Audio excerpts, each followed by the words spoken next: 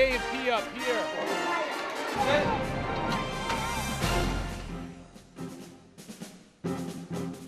Hi, and welcome to Freedom Watch Afghanistan. I'm Staff Sergeant Trevor Pedro.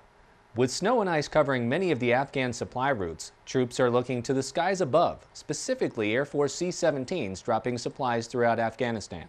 Staff Sergeant Eric Kraft hopped on board to see just what C-17 crews are doing to keep ground forces in the fight.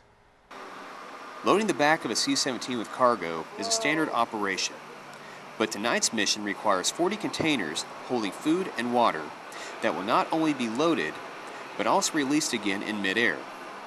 These loadmasters are rigging 80,000 pounds of sustenance meant for the local Afghan people on the ground. The terrain can be treacherous, and the weather can be very treacherous as well at certain times of the year. And if we couldn't airdrop the supplies to our troops, then it would definitely slow them down and possibly keep them from going in the areas they need to get into. The negative temperatures on the snow-covered terrain below and possible hostiles in the area, an airdrop like this saves the Army from traversing the dangerous landscape. Instead, once the containers hit the ground, Army soldiers gather the supplies and deliver them to the local villagers in the area.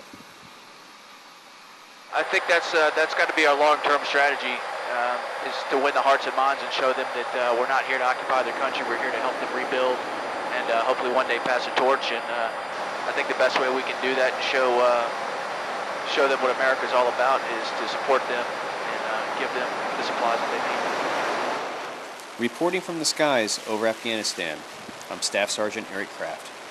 In eastern Afghanistan's Paktika province, coalition forces teamed with Afghan National Security Forces for a humanitarian aid mission in outlying villages.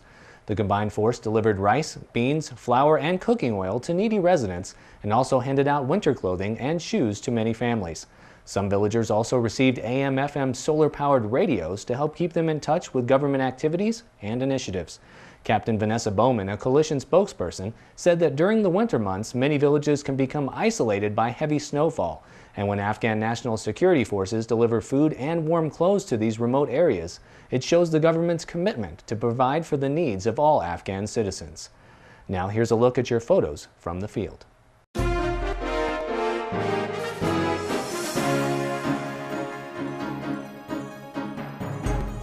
More than 600 Afghan leaders from the 23 districts of Paktika province and coalition forces came together for discussion.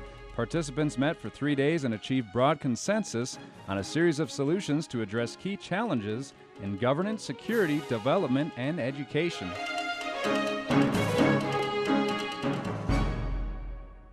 Provincial reconstruction teams, or PRTs, work hard to ensure a bright future for Afghanistan.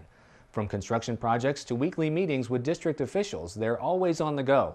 Senior Airman Jason Armstrong was on hand to see the fruits of their labor.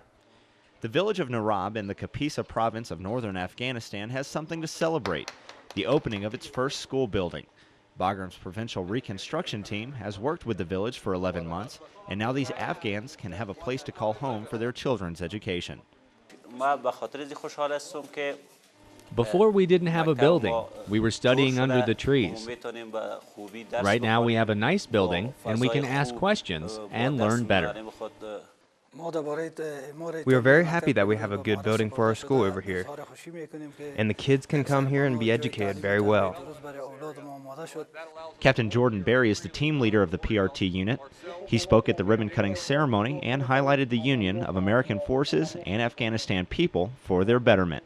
The school will produce the engineers and the teachers and the future politicians, scientists that will be able to, do all the future reconstruction for Afghanistan. So our investment is, teaching a whole bunch of students, and in return we get all those future people who will be rebuilding for Afghanistan. This schoolhouse, which totaled $95,000, will support the education of over 800 children. Senior Airman Jason Armstrong, Narab, Afghanistan. That's all for this edition of Freedom Watch Afghanistan. I'm Staff Sergeant Trevor Pedro. Thanks for watching.